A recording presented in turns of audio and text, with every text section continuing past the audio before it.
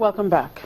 Libya's major Sharara oil field has reopened after a workers' protest and should return to normal production within 3 days. Sharara had been producing nearly 270,000 barrels per day before employees went on strike on Wednesday over a lack of medical treatment for a colleague who died in a swimming pool accident at the field. And here in Nigeria, the Minister of State for Petroleum Resources, Ibe Kachuku, says Nigeria's daily domestic refining capacity is now at 6 million litres, while the country's daily consumption stands at 35 million litres. Nigeria is pushing to refurbish its ailing refineries as the country is still mainly dependent on exporting crude oil for imports of refined products. A Nigeria Debt Management Office on Thursday announced that it has filed a registration statement on behalf of the federal government with the U.S. Securities and Exchange Commission for the purpose of floating a new diaspora bond. The debt office says a listing application will be made to the UK Listing Authority for the admission of the global debt offer and to the London Stock Exchange for the trading of the bond. Let's bring in an economist with an investment company, Vertiva Capital Management here in Lagos, Michael Famoroti. Good afternoon, Michael. Thank you very much for joining us on the program. Now, as an economist and investment analyst, what do you make of this move by the Debt Management Office for Diaspora Bond, Eurobond?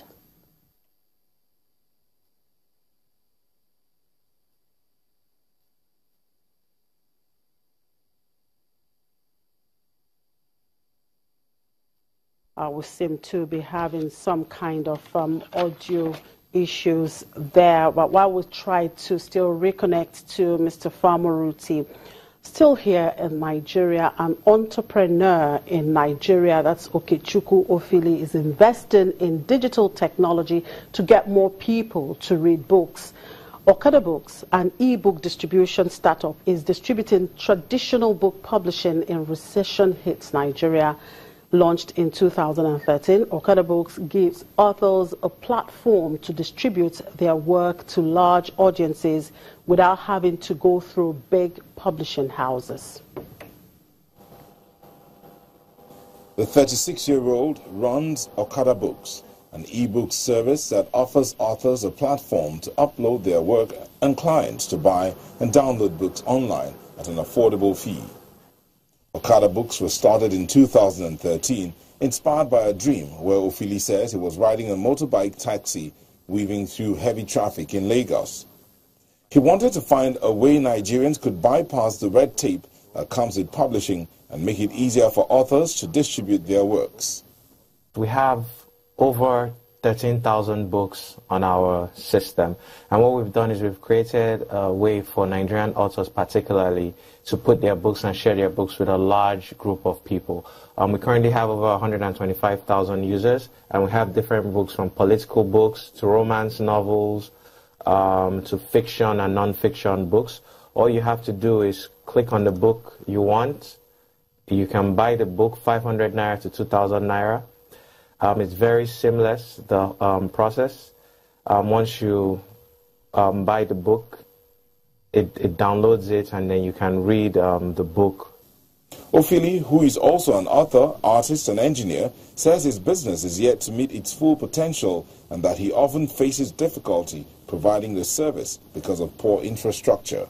They don't have power, or the internet has gone down, or the network is out. So those are the things that we battle with. The other part that we battle with is changing the mentality of authors, because a lot of authors have been giving out their books for free for years, and all of a sudden someone comes and says, this book you're giving out for free, you can charge 1,000 naira.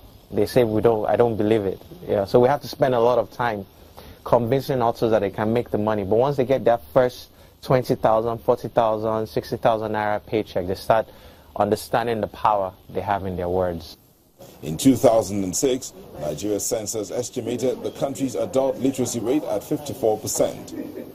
The state of the reading culture in Nigeria's educational system is partly blamed on poorly equipped libraries and underqualified teachers. I realized that we have a very huge audience online today. You have young people who are reading online. Everybody has a device, and you have people who love literature. And there isn't that so much of the reading culture of holding books. If you get into a public place, you get into a bus, I don't know how many people you see holding a book reading, but everybody has their phone or a tab. So I felt like my story should be out there. These people need to be reading my stories. Ophili is looking to grow his client base further, providing a wider variety of books for all ages and showcasing more authors to audiences across Africa. All right, we now have Famoriti online. Good afternoon, Famoriti. Thank you very much for coming back. Well, sometimes technology can actually disappoint. Well, I was asking, as an economist and investment analyst, what do you make of this move by the Debt Management Office for Diaspora Bond? Hi, good afternoon. Thank you for having me. Like I was saying, it's a positive development. The diaspora bond has been spoken about for many years, and it's infinitely excellent that we're seeing traction on it finally. The size is relatively small at 300 million, but it's a nice way to test the waters, as there are many positives of floating a diaspora bond for a country like Nigeria. Right. How will this impact Nigerian market and even the federal government's growth strategy? Well, looking at the sale itself, like I mentioned, the size is relatively small at $300 million.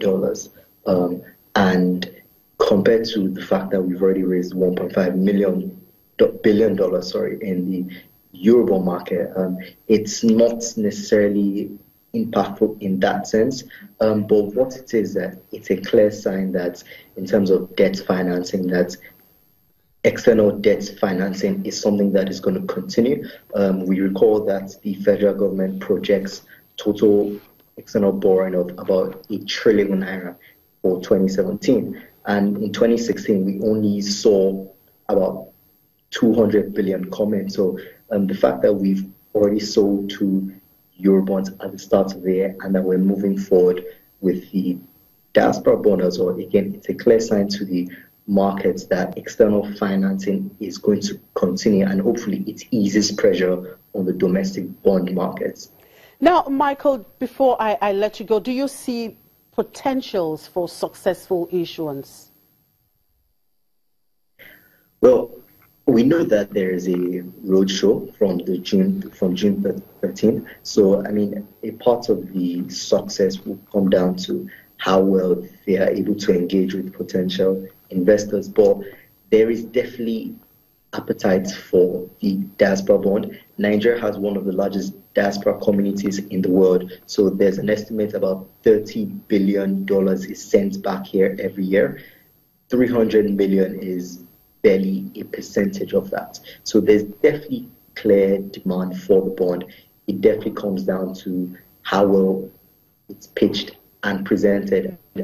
And of course, pricing would be interesting, although we do expect relatively cheaper pricing, given the fact that it's a diaspora bond and that the macro space has improved recently compared to when we issued the Eurobonds. Well, thank you very much for those updates there, Michael Famoriti. Let's hope for a better issuance. Michael Famoriti is an economist with an investment company, Vertiva Capital Management. And on that note, we draw the curtain on today's edition of the program, and of course for the week. Thank you very much for being part of it. I'm Chimezie Obi Iwabu.